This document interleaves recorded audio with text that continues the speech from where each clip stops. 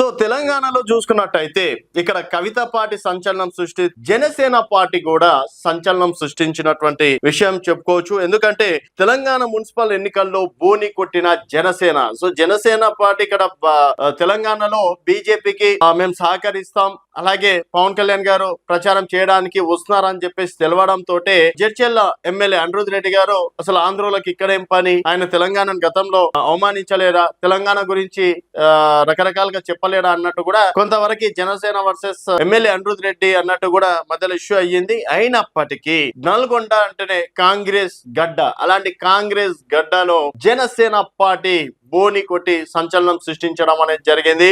So Nalgonda Congress అడ్డాలో Janasena party బోని కొట్టింది. Telangana municipal ఎన్నికల్లో బోని కొట్టిన జనసేన నల్గొండ జిల్లా నేరేడ్చర్ల మున్సిపాలిటీలో 11వ వార్డులో జనసేన అభ్యర్థి గెలుపుగా ప్రకటించడం అనేది జరిగింది. తర్వాత కొన్ని చోట్ల కూడా జనసేన పార్టీ అభ్యర్థులు గెలిచే దిశగా కూడా ప్రయాణం అవుతున్నారు. దాదాపు ఇప్పటికీ కరీంనగర్ లో చూసుకున్నా కూడా అక్కడ ఒక జనసేన అభ్యర్థి గెలిచే అవకాశాలు ఉన్నట్టు కూడా తెలుస్తుంది. సో అక్కడ ప్రస్తుతం కౌంటింగ్ జరుగుతుంది. సో ఇక్కడ జనసేన కూడా తెలంగాణలో జెండా ఎగిరేస్తుందని చెప్పేసి కూడా ఇక్కడ ఉన్నటువంటి రాష్ట్ర అధ్యక్షులు కావచ్చు, కార్యదర్శులు కూడా గతంలో చెప్పారు.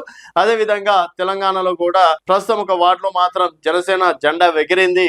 మిగతా చోట్ల జనసేన జెండా ఎగురుతుందా లేదా అనేది చూడాలి.